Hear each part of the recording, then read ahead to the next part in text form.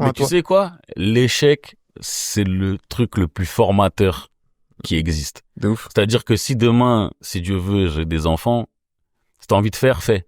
Sois le meilleur dans ce que tu vas faire. Et ça, c'est aussi familial, tu vois, d'une rigueur de travail, quelque chose qu'on impose et que ma mère nous a imposé, tu vois. Tu veux faire quelque chose, en tout cas dans l'école, sois le meilleur. Bon, je sais pas forcément. Dans la limite du moral, hein. Oui. Faut pas que ce soit comme la meuf là qui allait coucher avec 100 hommes en 24 Oui, heures. oui, non, ça non. Sois la meilleure Sois dans ce la que meilleure. tu fais. Calme-toi quand Ouais. même. Mais en tout cas, c'est...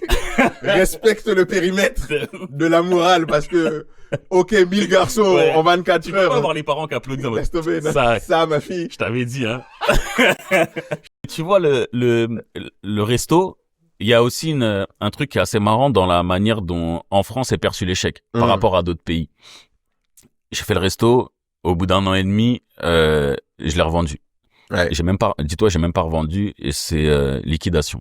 Donc, Ça, je crois que tu m'avais expliqué. ça veut dire que j'ai tout perdu. En vrai, tu vois. Quand tu passes à ça, les gens vont dire, bon, ok, on fait le bilan. Ok, c'est un échec, en fait.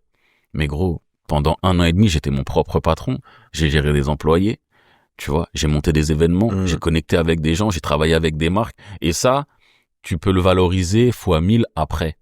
C'est-à-dire que tous les échecs que j'ai eus, au final, ils me servent aujourd'hui pour ce que je fais.